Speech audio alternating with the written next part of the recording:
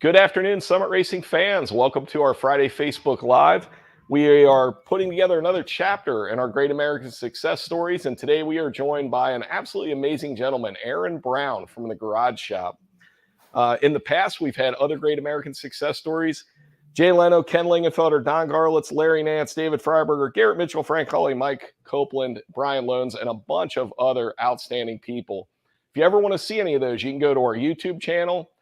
Check us out through Facebook. You can search for any of those topics. Also, our On All Cylinders podcast has audio clips from those and many, many more podcasts. So we've got a number of ways that you can consume content, stay in touch with us, and get educated about these folks that have been kind enough to join us. Aaron, thank you so much for joining us today. I'm going to give everybody a little bit of your background and talk a little bit about what you've done in your career. I have stolen this all shamelessly off the internet. I am sure it is 100% true.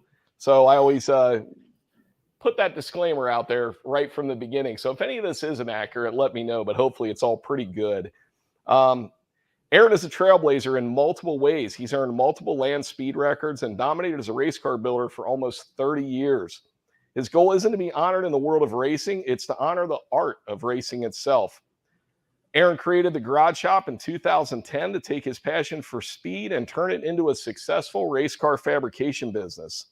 As someone who desired to be his own boss, Aaron used decades of experience working in NASCAR to fuel a creative model for restoring and recreating iconic race cars that could reach record-breaking speeds in style. And that's actually the story of how Aaron and I actually met.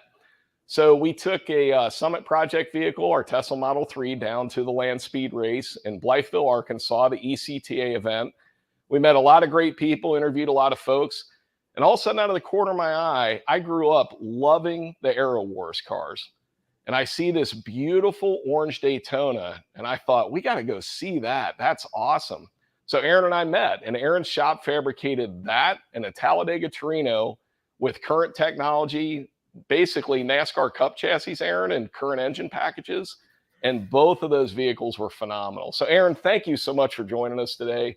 Pleasure to have you here. And thank you so much for your time. Well, thanks for having us. And, we use Summit as an exclusive supplier for pretty much everything we do here. And we just started working with you guys a while ago, 6 months or so. And I want to thank you and your team for really changing the way we do business here at the Garage Shop as far as inventories. And over the last 2 years, business has been an ever-changing model. Inventory's been tough. Supply has been tough. And you guys really relieved a lot of pressure from, for our guys on the ground here in the shop and our inventories and everything. I really want to thank you and your team for what, the work and effort you put into to make sure we have the parts when we need them. Well, thank you, Aaron. I appreciate that. I know the Summit team appreciates that. Got a lot of great people here. They work really, really hard to take care of customers. And yes, like you said, the last couple of years has been super challenging. I mean, back orders, material shortages, my own personal project. I know I've been waiting on parts, and I work at Summit. How in the world can I wait on stuff? We try to have everything, but it's been a very challenging last couple of years, and we're doing our best. We're doing everything we can to keep customers informed, keep parts on the shelf, really take good care of people. So I'll pass that on to the team, Aaron, but thank you. Thank you. Appreciate your business and appreciate the partnership. So, hey, let's talk about some of your history. How did you get started? There's a lot of younger viewers that we have, and they always want to get some insight into people that they look at and watch, and they go, how did these folks get started? So tell us about your background. Where did your love for cars and speed come from, and how'd you get rolling and doing this? Well, I grew up in a small town in South Central Pennsylvania, and literally down the street was the famous Bob Weichert, number 29 livestock sprint car, World Outlaws car. And I used to ride my bicycle down there, and Mr. Weichert would let me scrub out the stock trailers just so I could wash the wheels on the sprint car. So I was never allowed to touch it or anything like that. But, I spent some summer days down there, and it just became interesting to me. And then, from there, I grew up in that little town. I mean, you either worked at the grit mill or the book factory. There wasn't much in that little town. and it was kind of too small for me. And so I joined the Navy, spent some time in the Navy. After I got out of the Navy, I came home, and really town didn't change, and 3 days after I was home, my dad said, "You really need to go do something. This ain't going to work. It's not going to work." And he handed me a road map and the keys to a 79 Ford Bronco that only had 3 wheels on it, pretty much. And I had a little toolbox about this big. And he handed me this Auto Week magazine that had Whitcomb's shop in it. They had just won the Daytona 500 or something. And he said, "Go down to North Carolina. They got these stock cars. I think you'd be interested in that." I didn't even know where North Carolina was. It's not like today. There's no cell phones. Yeah, you got out the old map with the trick and flip it open and get lost 5 times. Yeah, I remember my dad used a lot of explicit words trying to follow that on our vacations. Yes. So, I had enough money for a week, but, I came down here and I was really determined that I wasn't going home. And Kevin, I just started walking into some shops. And I ended up walking into the Skoll Ford Thunderbird shop. And that was a day that changed my life forever. And Kevin Hamlin was the crew chief there. There was only 8 or 9 guys there, and they were looking for a junior guy. When I was in the Navy, I was a welder, worked on a lot of pretty high-tech projects. And so I had some skill, but I didn't know anything about really race cars. And Kevin hired me. And my first job was, I think, $400 a week. And in doing that, the shop foreman there, his name was Wayne Bumgarner. That was Bobby Isaac's nephew. And he said, "Do you have anywhere to live?" I said, "No, I'm staying at the Lake Norman Motel." And that's rated like -10 stars, maybe back then. Oh yeah, motel, right? Right. It was $15 a night, and I had a pound of bologna and some bread. And Wayne said, "Well, my aunt, which was Bobby's sister, has a trailer house on her farm that she'd like to rent for $350 a month." And I'm like, "Well, that's not even 25% of my paycheck. Perfect." And so I moved in there immediately and got to be really, really close with Goldie, which was Bobby's sister, and Johnny Witherspoon and Junior Setcher, which was Bobby's nephew, and the whole family, and Bobby Isaac and Randy and all those people. They took me in like family. And, I had zero money, and Goldie would make me a country ham biscuit in the morning just to make sure I had something to eat during the day. And so I kind of got my feet wet there on the Skoll team, and that's how it kind of all wrapped in, later when we talk about the K&K car, the Dodge Bobby car. And, from there, I worked there for a couple of years. And back then, when you went to work somewhere, you didn't really rise up. You had to kind of change jobs to rise up. Sure. And so then I went to work for Kenny Bernstein at the Quaker State, the number 26 car. Oh, wow. And that was a great job. And Mr. Bernstein was one of the best owners I ever worked for. I worked there halfway through the year. "I'm really happy. You got a great job." He goes, "I'm going to sell team." Really? You're the best. Right. Yeah, this is great, and so and that's when Steve Kinzer drove, and then Hutt finished the year, and then that's where I met Donnie Allison too, which we'll get down to that, for the Talladega. And so from there, I worked at Jeff Bodine's, and then when Ray started the return to Dodge deal, I went to work for Ray, and I started off as a body hanger fabricator. And he came to me one day and said, "Hey, I'm looking for somebody to work on the R&D team." I'm like, "Wow, that's really cool." Last time I checked, the only thing, the R&D team was literally a truck driver and Sammy Johns. So, yeah, it sounds number 3. Right. I'll be person number 3 here. And so then Casey Atwood was driving the 19, and I can't remember who the crew chief was, but he left. And this is like a week into my new deal at Evernham Motorsports. And, we were doing projects and just doing stuff. And so they moved Sammy Johns to crew chief to 19, and Ray came to me and said, "Hey, would you like to take care of this R&D stuff?" Oh, yeah. So that was another career defining moment. Uh, and I worked there for quite a while. And a friend of mine from Dale Earnhardt Incorporated, Andy Johnson, they had started this program called the RAD program. And they had hired a guy at Evernham to run Evernham, and he was kind of changing the direction of the groundwork we laid, and I didn't feel comfortable there anymore. So I accepted the program on the RAD program at Dale Earnhardt Incorporated with Andy, and it was like two of us, and that really grew, and we did a lot of projects over there, and it was everybody there that worked on those speedway cars was passionate and an expert. There was no single person that was responsible for the most dominant speedway program on the planet. It was just a time and a place where a very large group of people, whether it was the engine department, the aero guys, the chassis guys, the teams, it was where everybody really came together, and they were unstoppable. We were unstoppable. Between 2001 and 2005, 6 there. Who were the primary sponsors back then, Aaron? Was that the Wrangler days, or was that after? No, it was Budweiser Junior, the number 8 Budweiser car, and then it would have been the 15 Napa car, and then the number 1 Pennzoil car. Okay.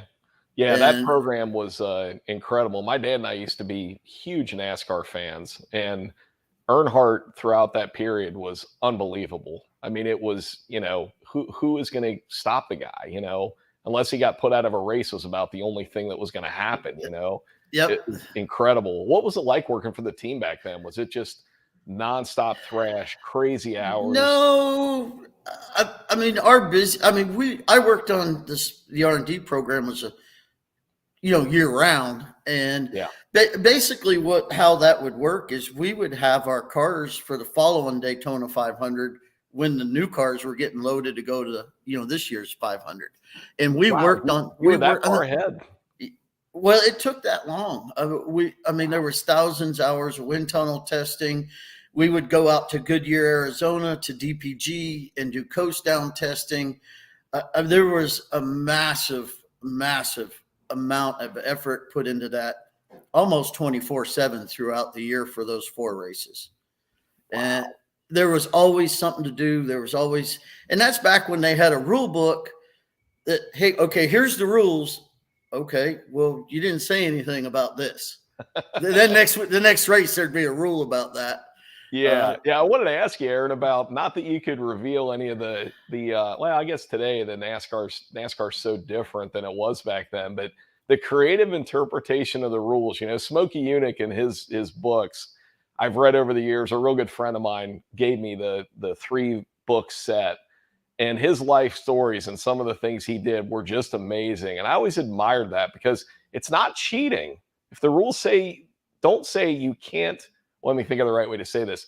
If the rules don't say you can't do it, then game on. You're allowed to do it. And like you said, the rules adapted and changed constantly to take to kind of shrink the box. And in a way, I do wonder about that a little bit. Like with any racing series, is that necessarily good to have that really tight, confined box? Because you think about what used to happen back in the day, and I think back to what I would say maybe in my personal life would be the heyday of when I was really watching NASCAR on a regular basis.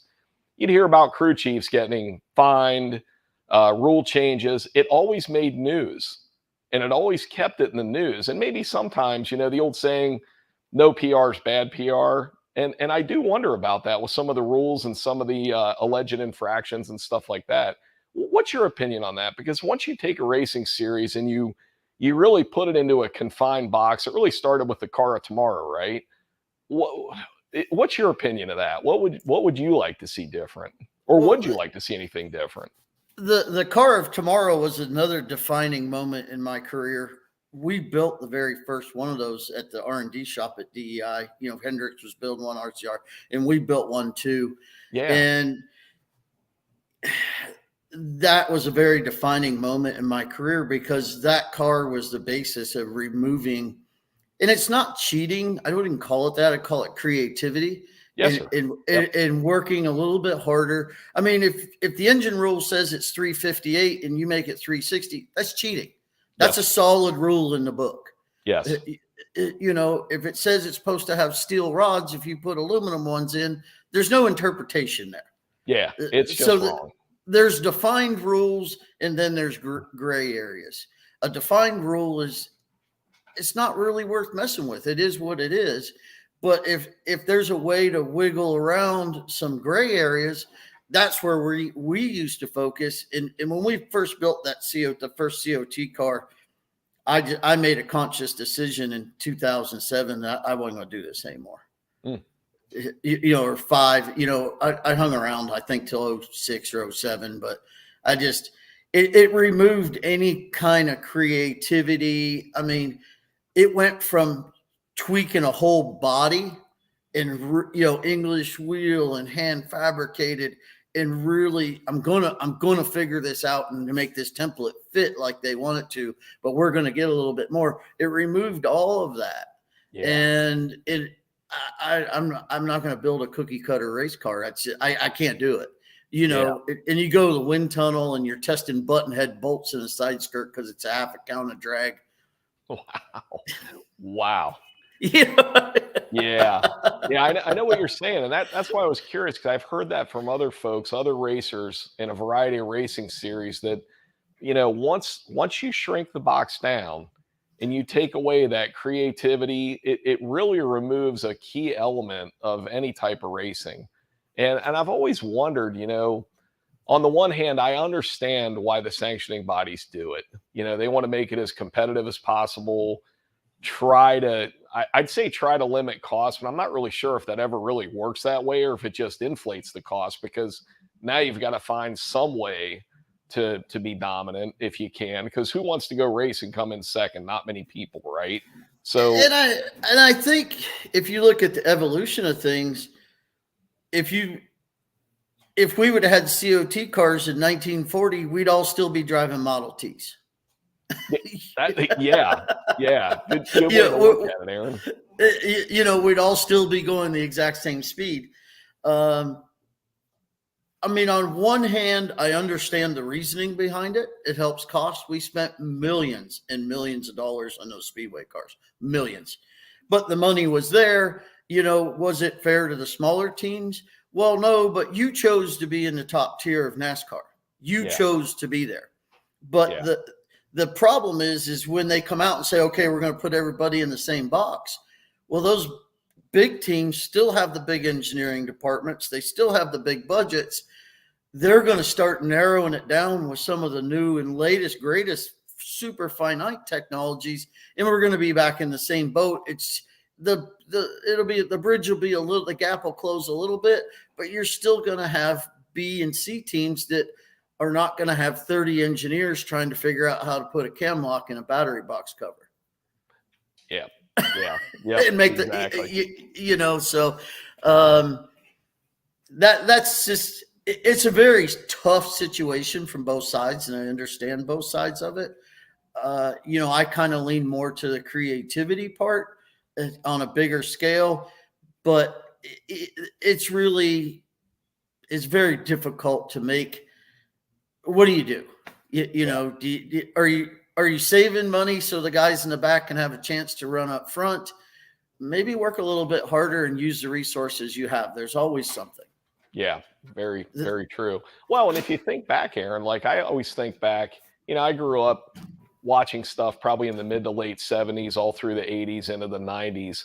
And when I think back to cars in the 70s, and, you know, that to me, the drivers were incredible, because you look at the cars and how fast they were back then, and you think, man, that's a racer. That is a race car driver. I mean, and I'm not discrediting any of the current drivers and what they're driving today, so I don't want it to come across that way. But the advancements in safety technology, the advancements in aero, I mean, you had to drive some of the 70s NASCAR cars without a doubt, and you still do today. So I'm not saying you don't.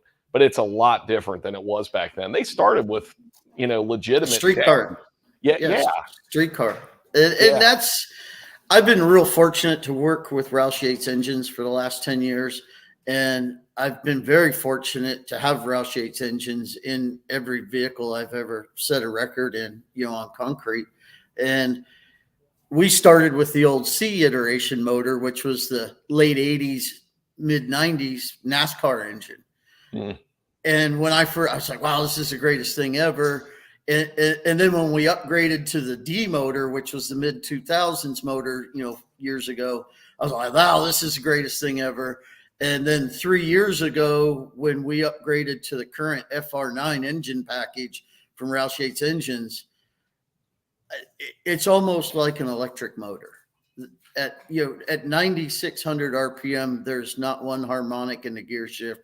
There's not one harmonic in the seat, and it just hums right along, and it keeps making power.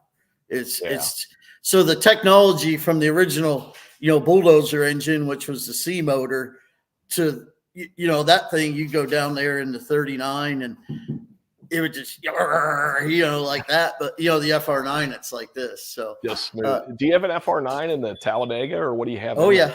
Yeah, we actually have FR9s in Project 39, our 39 Ford truck that went cool. 213 at Arkansas. We have an FR9 in our Cup car that we went 236 with at Spaceport. And then the Talladega also has an FR9 in it that went 228 at Spaceport. Wow. And that was, we were testing right before Bonneville, so we only turned at 8,800. So you got some left in the tank, huh? Oh yeah. That's awesome. So let's talk about your current projects, Aaron. So you went from NASCAR, amazing history, incredible teams you worked for. When you started the garage shop, you mentioned being part of a variety of teams of an R&D team that's a couple of people. I imagine when you started the garage shop, it's a big leap, right? All of a sudden you're starting your own team of 2, 3, 4, however many folks you started with. What was that like, and how was it making that transition? The garage shop really started with a really good friend of mine, Bob Bowser. Him and I, he was a body hanger at DEI. We were really good friends. He's since passed away, but he was a founding member of the garage shop. So we decided we're just going to hang speedway bodies for ARCA teams and Xfinity teams, Busch teams at the time, in my little shop at home. I mean, at the time, it was $35,000 to hang a really nice body, and you could hang a body in 10 to 12 days. Done. So we had little to no overhead between the two of us. We had all the equipment. So we did that, and it was really good. We enjoyed it. And then NASCAR, they came out with the more templates, and then they moved, and we saw the writing on the wall with the composite bodies. And so we started doing vintage NASCAR restorations, and over the years, we've probably restored 20 or 30 early 90s, mid 2000s Cup cars that raced with SVRA. And we did quite a few of those cars and really enjoyed that, because it was going back to racing. We could do all the things to the car that we wanted to do when they were racing in NASCAR, but now there's really no rule book. Yeah. So we went, a good friend of mine in Texas had a Harvick car, and I think we won Indy 5 or 6 times. Yes, SBR event there. I mean, wow. that car's probably won 100 races over the last 10 years. But we were allowed to go outside the box, and we also kept upgrading the car with current technology and things we were learning. And one of the parameters that I told Bob, I said, all the templates are still going to mostly fit. It's close. It's close. Yeah. If they pull an overall out, we might have a bit of a problem, but we can talk our way through it because they don't know how it works. So from there, we ended up having all these parts left over. And one day we were standing there. Of course, this always happens over a 12-pack of beer.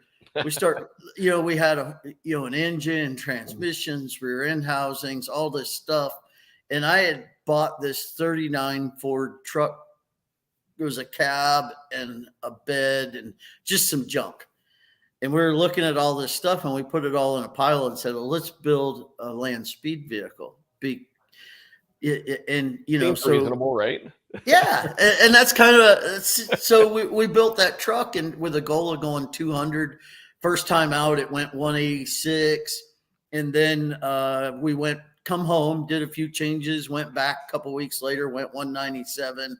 And then the year was over. And then we changed the C motor to the D motor, and we went 201. And then we kind of let the truck set a little bit, you know, and we decided to get it back out for Steve's streetcar shootout deal with you guys. And when you guys came on board, I'm like, we got to get 39 back out. Mr. Yates kindly put one of his FR9s in it, and the truck went 214. Wow. Wow. And it's straight legal. How is that? Who drives that, Aaron? Do you have somebody in your shop, or do you have somebody like I drive them? Oh, you do? Really? What's that car? What's that drive like at 200? Cadillac. Really? No kidding. Everybody always looks at it and goes, "Oh, you're crazy for doing that." It's actually the best driving vehicle, really, that we have, and it's the wheelbase. It's a 135-inch wheelbase. The center of gravity is literally on the ground. You know, in race trim, it sits 1.5 inches off the ground, and it's our first truck, so my heart's kind of, you know, it's kind of with that vehicle, and it's always been good to me.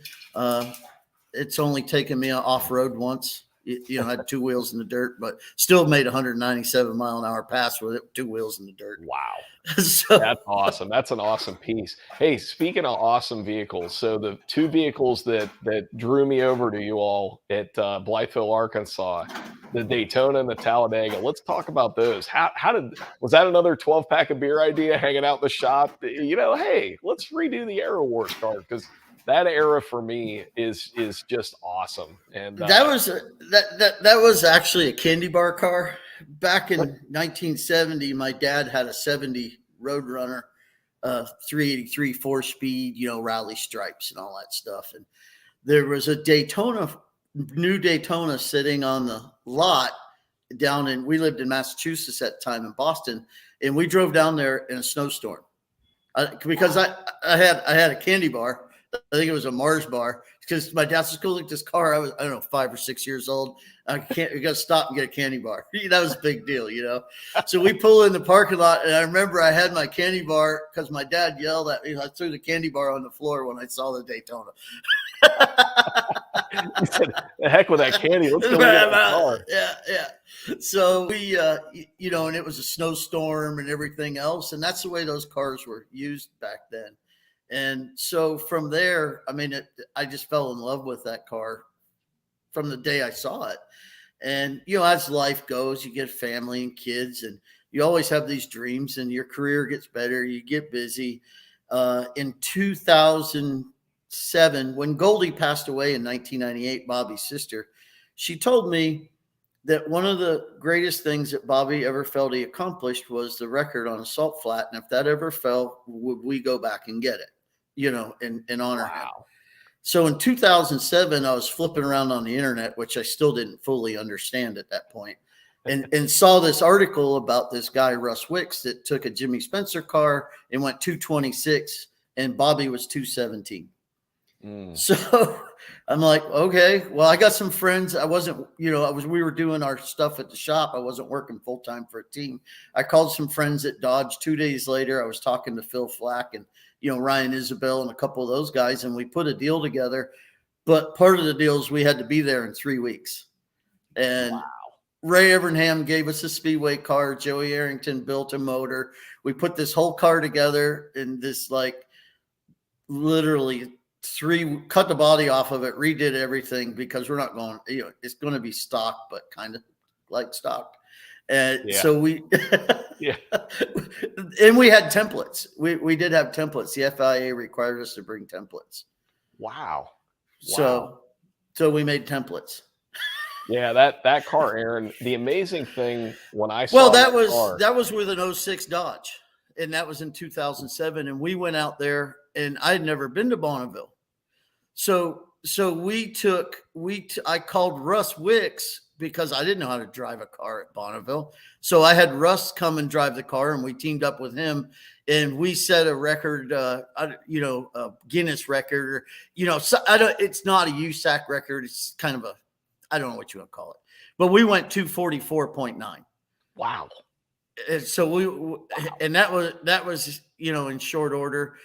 And then that's when the whole thing okay, we did that, and we were growing the garage shop. We built the 39, but I always wanted to go back with a 69 Daytona. And in 2018 or 19, we were out there with our Roush Fenway, Roush Yates powered Cup car. And I met a fellow, Vance Kirshner from Wilmington, Delaware, that owns a company called Labware. And he has a pretty amazing car collection, and he's a motorhead at heart. And we just kind of became friends, and he asked me, what I thought were, and I didn't really know him at the time. It was the first time we met, and I told him my idea, and he said, that's pretty neat. Well, a couple of months later, he wanted to come to SEMA. I didn't talk to him after that. A couple of months, he's my nephew, and I'd like to come to SEMA.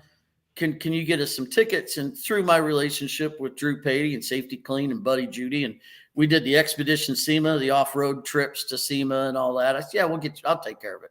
So Drew stepped up and got him some passes, and he showed up. And long story shorter, we went to dinner that night, and he goes, hey, I want to be a part of that Daytona project you're working on.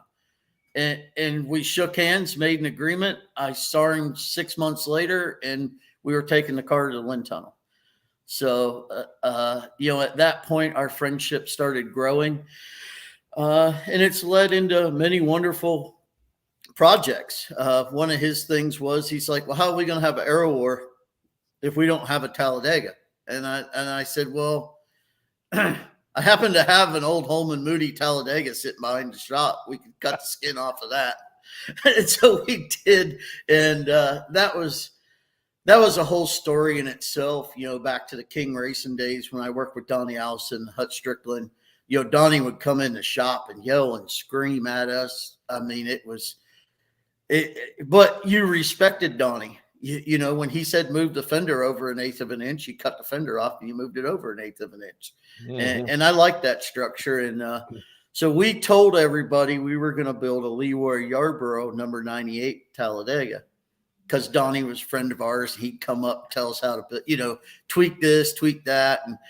And which is really kind of funny. It's another story. So when we unveiled the car, we had Doug and Jeff Clark from Roush Yates Engines, and we had the whole team at Charlotte Motor Speedway and Victory Lane, and we had a cover over the car, and we unveiled it to Donnie as the number 27 Sonny King Ford Talladega. And that was probably one of the happiest moments of my life, to see some joy in his eyes, and that people still cared and still respected him to do something like that. And all that wouldn't have been possible without Vance's partnership and all the guys we have in the shop here. They're all old Cup guys. They're all real fabricators, and they're problem solvers, not problem makers. Yeah, those cars, Aaron, are absolutely amazing. On the screen is the Daytona, and I told you this at Arkansas, and that car, it is built like a show car. I mean, the attention to detail, the paint, it is absolutely amazing. And your shop did that car, did you say 6 months? Just so I About think 6 months, right. 6 to 8 months. Wow. Construction time. That's amazing. The entire car, including the chassis, everything was built from scratch. Wow.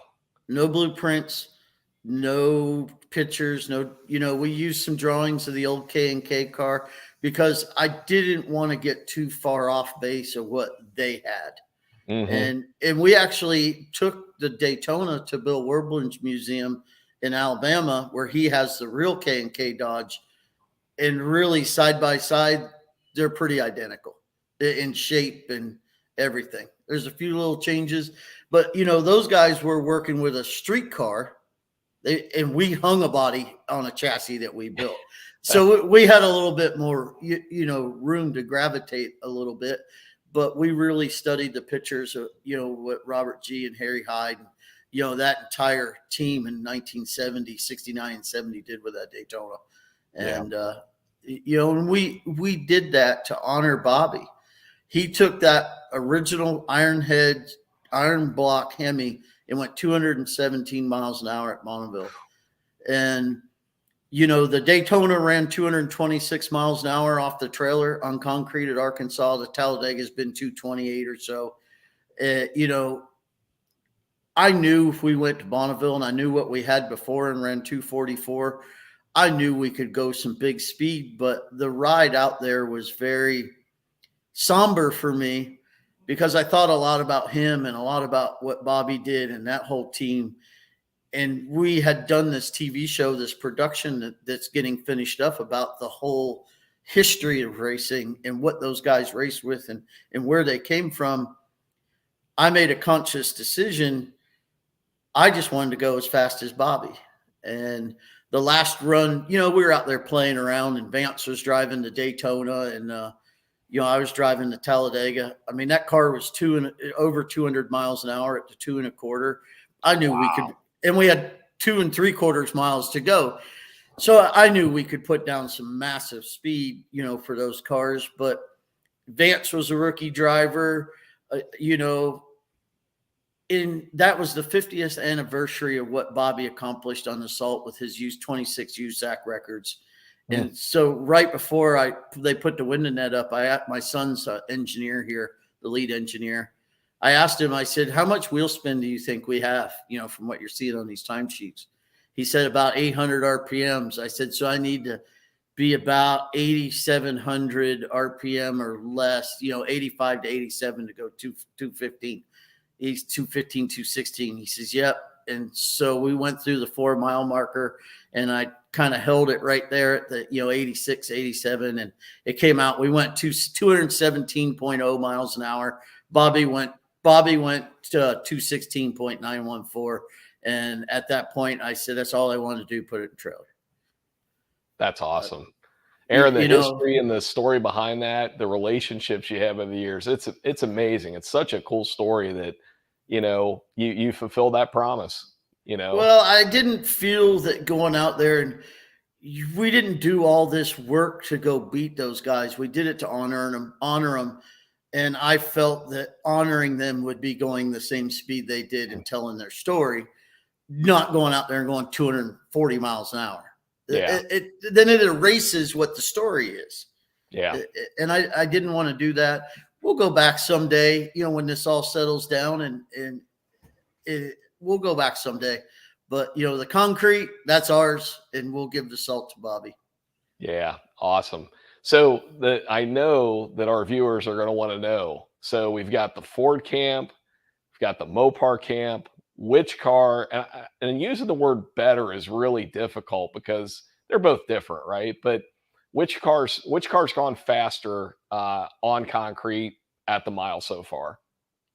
Unofficially, the Ford has, and that's because of Donnie Allison. When we built that car, Brian Cram, he's the crew chief on that car, and him and I worked together at DEI. We kept driving, back then it was get the back of the car out, get the back of the car down, get the back of the car down. And at Arkansas, boy, that Talladega was a handful. I ran 226 and we used the entire racetrack to get there. And the Daytona was straight as an arrow. So, and a conversation came to my mind that Donnie was here one day in the shop and we were hanging a body. He goes, you got to have the back of these cars up in the air. And I'm thinking, nah, it doesn't make any sense. Maybe a Talladega, you do. And so as soon as we got back from Arkansas, we went to the wind tunnel. And sure enough, the more we raised the back of that car, the L over D value got way better, made better downforce with less drag. And so we took the car to Spaceport, the Talladega to Spaceport, the weekend before Bonneville and tested it. And I ran 220, unofficially 228 in a mile with one hand on a wheel. Wow. Just by changing the pitch of the car. How much did you raise the rear up, Aaron?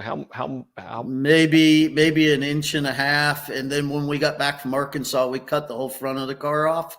The the whole front of the car. Brian cut the whole front of the car off.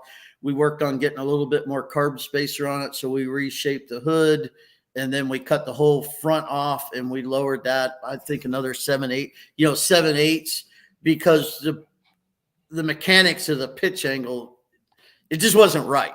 Yeah.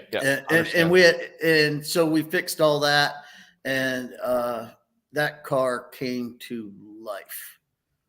I mean, it was just, the Daytona was an amazing vehicle to drive. The Talladega was like riding a wild horse. And then it became a show pony. And both cars drive extremely well, and they're very tunable because we built those cars from the ground up with all current Cup technology. We built both chassis, everything, it's cambered rear ends in them, AP 6-piston brakes, cooling, is all PWR, CNR cooling, Roush Yates engines in the Talladega, and Penske R6 in the Dodge, race pack hubs. I mean, everything is all, at the highest level of technology, either from before the COT or current technology that's better than what we had then. So we kind of combined everything into one package. That's awesome. Any desire to build a Chevy to throw into the mix, or is that nothing you really desire to do? I'd like to. And really, when you look back at NASCAR, I mean, the king of the hills, you had the Boss 429 Fords, and you had the Hemi Dodges, and then you had a big block Chevy. So, I mean, that's to be defined. And I would really like to do that, just because, I think Chevy was a little behind the 8 ball back in the 68 to 71 deal there. Yeah. I don't think they really focused on NASCAR maybe until the mid 70s, and then more so in the 80s, and obviously in the 90s and now. But, I think it would be great to build a big, and get an SB2 motor, or, a current R07 motor, and let's get after it. Yeah. It's interesting, Aaron, because you're right. Mopar had the wing cars. Ford had the Talladega, purpose-built, aero-defined packages. And then Chevy just kind of went, just go make it work with what we have. They Take never this really. Chevelle. Yeah, right. And Smokey Yunick, I mean, he really took a pig in a blanket and made it that was the guy, when he made that 7/8 scale Nova or Chevelle or whatever it was. That story's outstanding. When he had the identical one in the parking lot, and the NASCAR official said, "This car doesn't look right." And he goes, "Well, there's one right out in the parking lot. Let's go compare." Took it out. They happened to match up perfectly, and the official walks away scratching his head. That story is awesome. That is one of my favorite Smokey stories. Just incredible. And when they said he had his fuel tank was too big, they took the fuel tank out of it and drove it back to the trailer. Yeah, there will always only be one Smokey Yunick. We got to get Smokey. Got to get Smokey Yunick in the Hall of Fame, NASCAR Hall of Fame. I think without a doubt, Aaron. And it's shocking that he isn't there. It really is. I think they need to bury that hatchet. Yes, it's been long enough. Yeah, no kidding. I mean, no doubt. Think about the influence he had, the developments, the technology that came from his. And again, you said it earlier. It's interpretation of the rules. And if the rule doesn't say you can't do it, do it. And that's racing, and that's, I think, I agree with you. I think that's one of those folks that to not acknowledge him for his contributions and the things that he did is really a shame. It really is. And that's, leading us back to Bonneville, in this rules talk. That's what draws us to Bonneville and land speed racing is you're not racing 40 other guys. You race in a class. There's safety rules and there's your engine rule. There's no suspension rules. You can run suspension or you don't. I mean, we focus very hard on our suspension technology for Bonneville. We focus hard on our engine technologies through Roush Yates engines. A lot our aero stuff that we have experience in, but it lets us be us, and it lets everybody be creative. And it's a big family, and you work together and you help each other out. there's really good friends of mine, Kiwi Paul and Ken Co. We're building 234 gas street roadsters for Bonneville this year, 2 brand new cars Cool. to go out. And they came, they have a roadster, and they're also inspectors, and they were here a month ago, and we went over a lot of the safety stuff, which I feel we've done to our roadsters, which is innovative. It'll make an impact in the future. And we still do work for NASCAR. Actually, NASCAR Trackside Services, we've designed some safety modules for them for their firefighting training courses, cutaway cars so they can remove the drivers and stuff like that. We're working on a project for F1, FIA Formula One, where we're going to build some safety trucks for those guys. We start that on Monday. So we're very involved in the safety aspect of racing too. And I've always been, if it's a safety issue, that's not a gray area. Yes. That is period. The line stops there. We don't like to follow the rules on safety. We like to make them better. Yeah. That's a great, and we do that.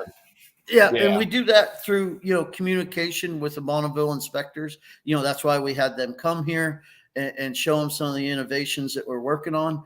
And that's either from the NASCAR stuff or the drag racing things, some of the stuff that we've done in the past. And, I've been to the NASCAR firefighting training 5 or 6 times through those classes, those 4 or 5 day classes. So, and we did a lot of safety stuff after Big E passed away. We worked on a lot of safety projects there. So I like to use that experience to farther, the safety aspect at Bonneville, and try to help those guys and work together as a team and come up with cost-effective, viable solutions for problems. Let's be proactive, not reactive. Yeah, it's an excellent approach, Aaron. I've often told people, if you're going to overspend anywhere when you go racing, do it in safety gear.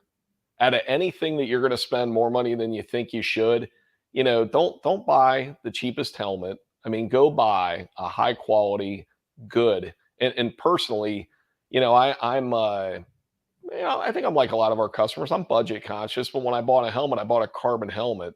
And the reason I did that is because that lighter weight on your head after doing a lot of track sessions, everything else, it makes a huge difference in driver fatigue and just being able to feel a lot more comfortable. So yeah, we love racing, but we love keeping everybody safe too. Those lightweight helmets are really a godsend. It's not only the fatigue, but when you hit something, it's less mass, right? Do you want a pound of stuff on your head, or do you want 3 pounds of stuff on your head at 5 or 10 or 20 or 30 G's? Yeah. Yeah. The mathematic equation behind, the difference between a light helmet and a heavy helmet. I mean, that could make the difference between walking away and not. Yeah. So yeah, without a doubt. Aaron, it's awesome you innovate in those areas. What do you want to do next? So I know land speed racing, you've got projects going on for that. Is that the main direction with the garage shop, or do you mentioned SVRA, you guys do a lot of different stuff. Is there anything that you look at and say that's next for us? Well, that's funny you asked that.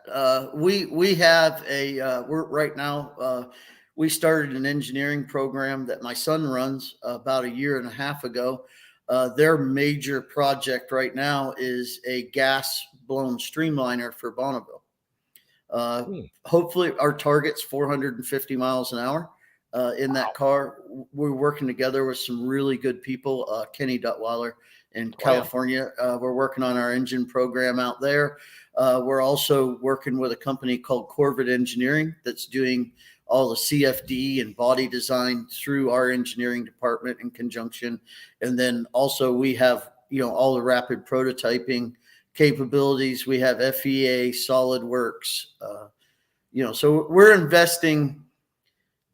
investing heavily into technology for the future, both in efficiency, safety, and in production. When it gets down to the floor, it's just like having the right helmet. The guys out on the floor got to have the right equipment and the right tools to be able to accomplish what engineering. If we got to bend metal this way, you got to make sure you have the tools that these guys can bend the metal to how it's being spec'd out. So it's a ladder, and you got to take each step, and you just can't go up here with engineering and not put any infrastructure underneath of it. So Yeah. it's some juggling. But When do you think the Streamliner will be at Bonneville? Won't be this year, will it? no, and that's why we're building the Roadsters. My Roadster is going to be straight up old school liquid filled gauges, FR9 900 horsepower, and that's it. The second Roadster that Vance is going to drive is actually the tool. It has all the Motec systems on it, all the electronics. Actually has the same rear wheels and tires as the Streamliner. Wow.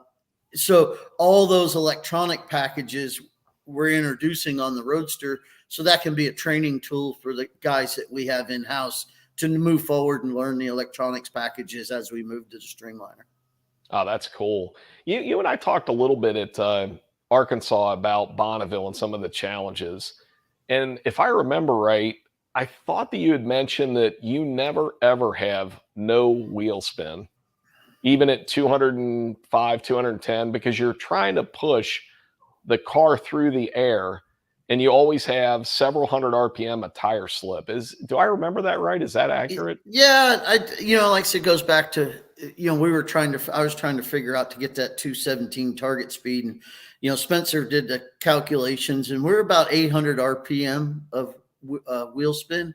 I don't know what that calculates in mile per hour, probably 10 to maybe 15 miles an hour wheel spin, on Bonneville. So it's kind of like the gas pedal is like you just don't go like that. You just got to kind of breathe on it, right? Yeah, you just you might get it down, a quarter inch, but you might have to back up a 16th and go another quarter. It's a gradual. I like to call it. I use the step process. Kind of a little bit, let it settle in a little bit. And obviously your goal is to get it all the way to the floor. And, everybody has their own style and their own way of driving out there. There's 100 things that could be right. There's 100 things that could be wrong. I just try to keep the car on the racetrack. Yeah, right. However fast it goes, it goes. That's how fast it goes, and it stayed on the racetrack. That's a good run. Can you I'm assuming you can run traction control, but I would guess in that environment, traction control is only going to give you so much, right? Well, I actually picked the C Gas Roadster class because it's a spec body. They're very tight on the bodies, but they turn you loose on the suspension. Our rear suspension, we actually stole from current dirt late models with a 5th and 6th coil and a torque arm and bird cages. And the front suspension, all Penske shocks. And so Bonneville's like dirt. So why not use dirt stuff? Yeah. Yep. Makes sense. And our shock program, we're growing that. John Quinn from Penske's helping us a lot. We have spring smashers and Penske shock dynos. So we've invested heavily into that because when you go to Bonneville, you might get a run or two a day. You really need to know what you're doing and be prepared when you get there. We're going to do pull down work with the Roadsters at Penske Engineering and stuff like that. So a lot of really neat stuff there, for the future. Aaron, do you use electronic shock packages, or are these all mechanically adjusted? Mechanical. Okay. I'm old school. I mean, they're still trying to force me into this Streamliner stuff, and which is kind of fun this year because last year Vance was driving the Dodge and I was driving the Ford, and kind of had this little team spirit going, So this year, we got the engineers and the electronics, against the boneheads with a gas pedal and a tape measure. So, it's going to be a lot of fun to see how that, to see those guys grow, with their electronics packages and learn that, move to the Streamliner, and hopefully we'll be able to be there and push them a little bit, and apply some pressure to them under a competition type situation. That's awesome. Aaron, is there a favorite out of all the things that you've done? Is there a favorite build that the garage shop has done? Is there one vehicle that you'd say that is absolutely my favorite that we've ever completed? When I look back on it, I really enjoy the land speed racing and the technology of it. one of my favorite projects is we did Expedition SEMA, which we built a 1970 FJ40, a Toyota, linked and locked and rough stuff housing. You know, it's a tank. And we drove that vehicle on the Transamerica Trail from North Carolina to Las Vegas, Nevada, off-road, 30 days, 6,000 miles, and camped. And we did that trip. And then to back it up, the following year, we mapped and found the original Oregon Trail and left out Independence, Missouri, which was a safety clean branch on the marshaling yard of the original Oregon. So we did the Oregon Trail off-road 30 days, and then we did the Continental Divide the third year, which went from Canada to Mexico and up. Wow. But the Oregon Trail trip really was unbelievable because you saw the trials and tribulations. I mean, we went up over Rocky Ridge out there in Utah on the Mormon Oregon Trail. It took on my truck on 37s, coilovers and linked front and rear took all it could.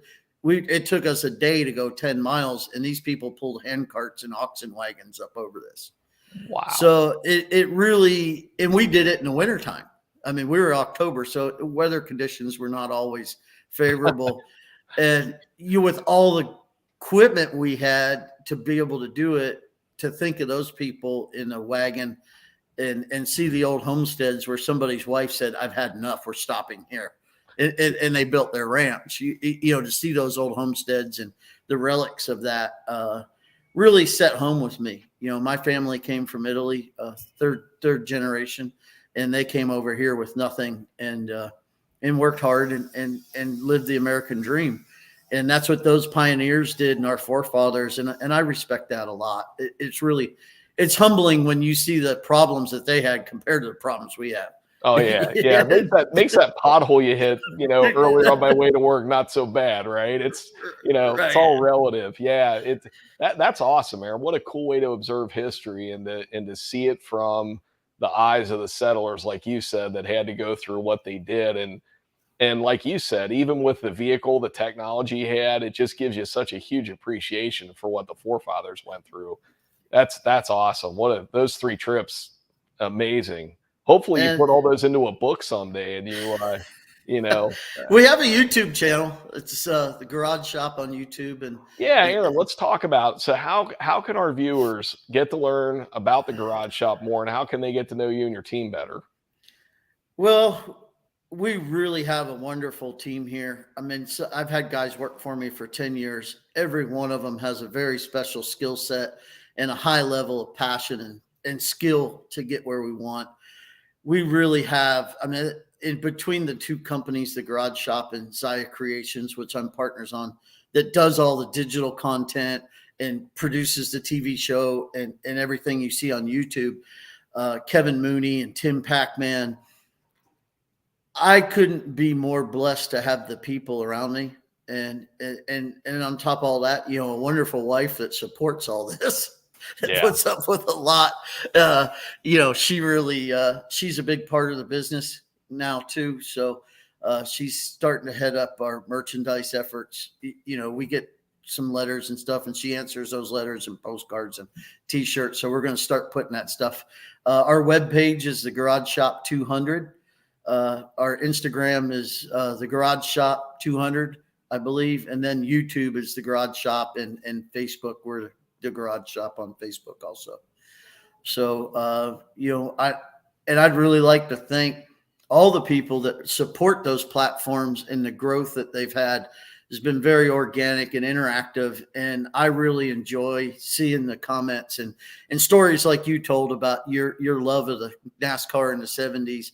When we share pictures of projects we're working on and hear people say, "Oh, I remember going to those races or seeing this or seeing that." It means a lot to me. And I like to think that the Garage Shop not only builds cars, but we make people smile every now and then, just a little bit. If you're having a bad day and you like race cars, check our stuff out. Maybe it'll make you grin a little bit.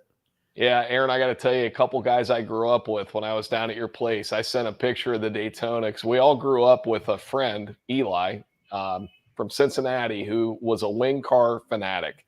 And I think at one point he had 5 or 6 of them. And I believe he still has some of them left. I think he sold a few off. He still has them. But I sent him a picture of your car, and they were like, "Where are you? What is that?" I mean, just, text after text after text going, wait, send me a picture. What engine's in it? What's this? And it was awesome because I remember at the local fair when we were kids building models, I had a Richard Petty wing car that I built for the model competition. And then my buddies Mike and Jeff both did similar things, and we were always just fanatics. It's so much fun. Stuff. It's so cool, It's such a neat part of history, and I don't know if we'll ever see the OEs build dedicated cars. Probably the closest thing we could say would be the Monty SS Aero Coupes and the Grand Prix that GM did back in the 80s, And that's what's so great about Bonneville. Those the cars from our era are still alive. They're still kicking, and some of them are still going 300 miles an hour. Yeah. And you get to go out there and see the innovation in these, in their mostly garage built vehicles. And you see the innovation that these guys live for this. And those are the people that I like to be around because they make me a better person. Yeah. I agree, I think for our viewers, if you've never been to Bonneville, El Mirage, any type of land speed race, ECTA, our good friends at ECTA, what a phenomenal organization. And Steve puts his heart and soul into that. Is amazing. Yeah, yes. He absolutely puts his heart and soul into that event, does a fantastic job with a minimal staff. And so if you ever have an opportunity, check out any one of those organizations, ECTA, El Mirage, Bonneville. I mean, there's so many cool ways to go out and check this out. And Aaron, I want to thank you for joining us today. I think it's great that our viewers and our customers got to know you better. And it was awesome getting to know you better in Arkansas. And I really appreciate the relationship, the friendship, and your business as well. And thank you for buying parts from us. And thank all of our customers for giving us the opportunity to be able to host this Facebook Live and talk about all the stuff we all enjoy. It's a good break from everything else going on in the world. And it is. Just can't thank everybody enough for tuning in today. Aaron, can't thank you enough for joining us.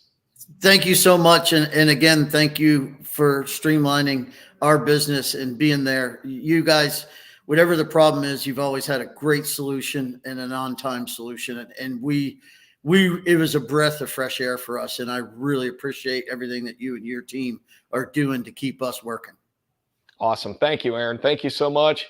Summit Racing fans, hit the like button on Facebook, follow us, YouTube, Instagram, Facebook, whatever social channel you'd like. Also, make sure you go out and follow the Garage Shop.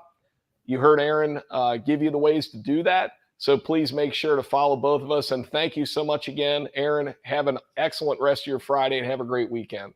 Thank you so much. All right. See you soon.